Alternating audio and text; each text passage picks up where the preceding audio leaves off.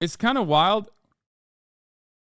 So The Last of Us Part 2 has basically... Dude, if it's a fucking Middle Eastern conflict in any capacity that talks about video games, you know his ass is making a video, okay? The Kavernacle. A person who, like, I didn't know anything about, and then I absolutely loved his, like, MGS videos. He did a call-out video where he, like, added me into the call-out a little bit, and that was my first interaction with him. And I have so much respect for this dude. Very smart guy.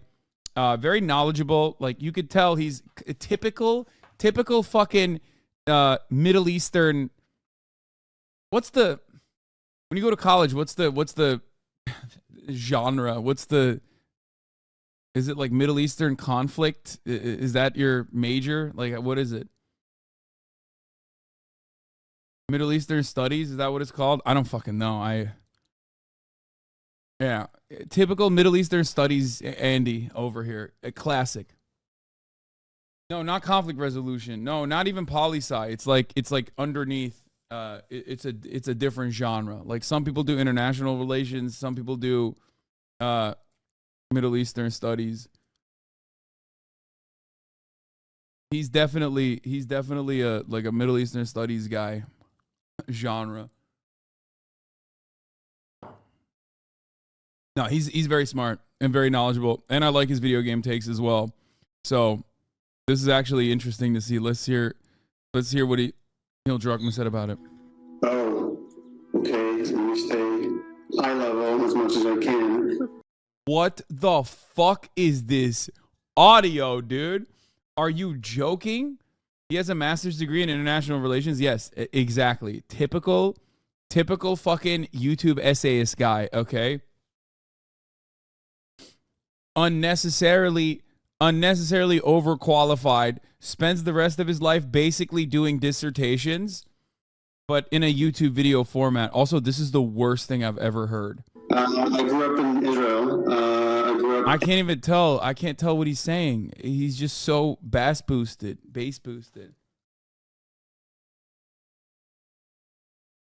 I swear to fuck, if you get stun locked off this, I'm telling the idea of Hamas is a tunnel under your house. Bro.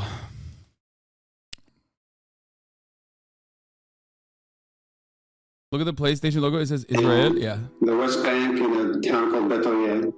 And I lived there until 89, but my older brother, was really into video games. So from as early as I can remember, we just played computer games nonstop. Really? And I actually learned English playing a lot of old okay, bro, games. dial it back a little bit. Like,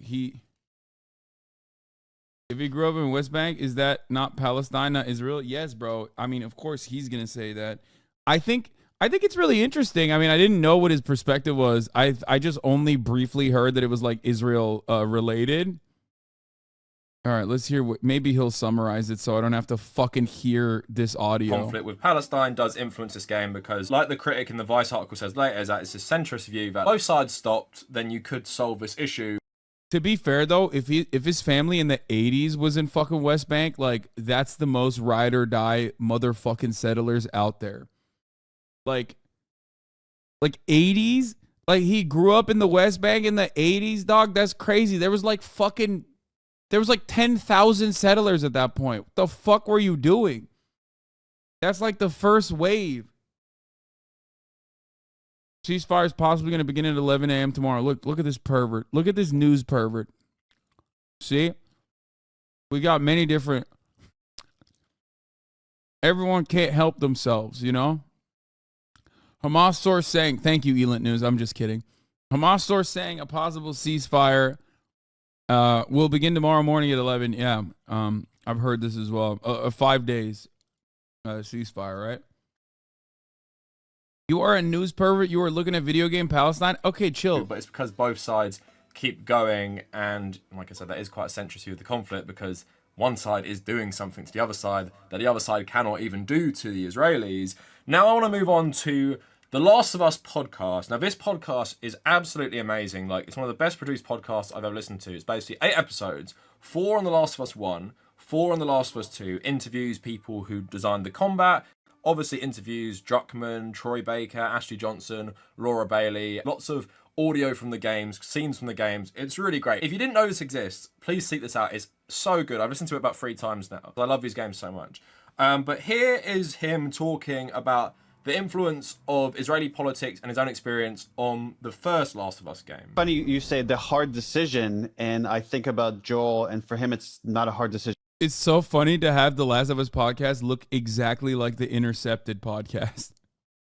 It's a no decision. Like, I'm not going to stop to do anything that will put my daughter at risk. And if I go on a tangent real quick, I'm originally from Israel, so I follow a lot of Israeli politics. And there was this guy, Gilad Shalit, a soldier who was kidnapped and held prisoner for years by Hamas. And then there was an exchange of hundreds of prisoners for this one soldier. And some of the prisoners that were exchanged had blood on their hands, like committed horrible terrorist acts. And there was a big debate in Israel, was it right to like exchange so many people that were in prison for this one soldier to bring him back? And I remember I talked with my dad about it, and I'm like, what do you think? Do you think that was the right decision? And he says, are you asking me as like the soldier's dad or as the prime minister of Israel? Because that would make 2 very different decisions. As the prime minister of Israel, I think they made the wrong decision. I think they're now less safe because they made this thing. As the guy's dad, I would have traded every prisoner in every prison for this guy. And that's really what the story is about. Do the ends justify the means? And it's really so much about perspective. If it was maybe to save a strange kid versus a family, maybe Joel would have made a very different decision. But when it was like his tribe, his daughter, there was no question about what he's going to do. So there he's kind of talking about how the ending of The Last of Us 1 is influenced by this one event between Israel and Palestine. And from a matter of perspective, you can rationalize what someone like Joel Why'd you say, bro, fix your internet? What? My internet's fine. does. So in this context, it's handing over a bunch of Hamas prisoners, I guess, to Gaza and to the Hamas leadership.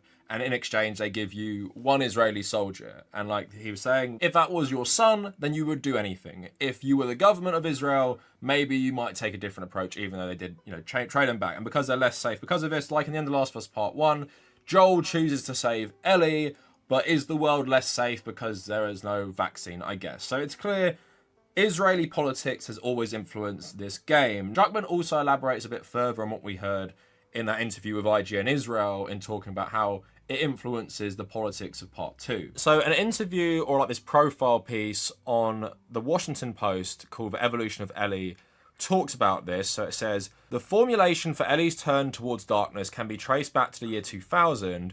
Then in his early 20s, Neil Druckmann witnessed news footage of a crowd lynching 2 Israeli soldiers in the West Bank, and they cheered afterward. Druckmann, who grew up in Israel, recalls, it was the cheering that was really chilling to me. In my mind, I thought, oh man, if I could push a button and kill all these people that committed this horrible act, I would make them feel the same pain they had inflicted on these people. I mean, this is great. Like, if you're conceptualizing the never-ending cycle of violence, and your cutoff point is like the 2 Israeli soldiers that were lynched in the West Bank, and not the violence that preceded, like the violence that came before then you all of a sudden demonstrate that your never-ending cycle of violence conversation is like kind of one-sided, right? Okay, everyone is saying not fun. This is not fun. You know what? Here, fuck it. Okay, YOLO. All right, whatever. Last of Us 2. I think a lot of people forget that for me, this is what I thrive at, okay? Like stupid-ass ADHD-laden rabbit holes that we go down. And all of you are complaining. Like, we went to it because Last of Us 2 is going to get a remaster. And I was making fun of how silly it is to get a remaster this early on. You know what I mean? When the game just came out and not do a remaster for Bloodborne. I talked about the Japanese economy. I talked about how stupid it is for Sony to not make a Bloodborne remaster. And then we were moving on to like The Last of Us 2 being, made by a guy who I guess tried to make it analogous to the Israeli-Palestinian conflict. And immediately everybody goes, nah, dude, this is not fun. This is not fun for me. What do you want? You want to fucking watch all of the SNL videos? Is that what you want? Because we can do that too. No, I'm not finishing the video. We're skipping it. You got one guide? No, there's a hella people in the chat that are saying that it's not. I'm not getting one guide.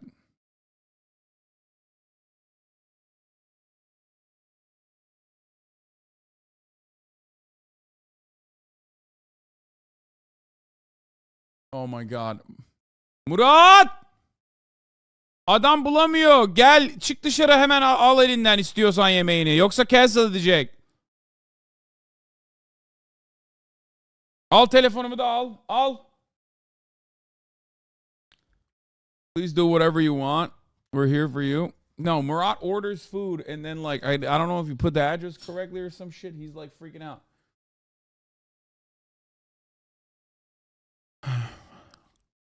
Please, no SNL. Please, yeah. Fuck you. Xbox is on track to passing Sony in the first place for revenue. Wait, really? I guess it's Game Pass, right? Or it's the merger. That's what it is. Please, who is Murat? That's my brother. That's so funny. There's new heads in here that don't know who my fucking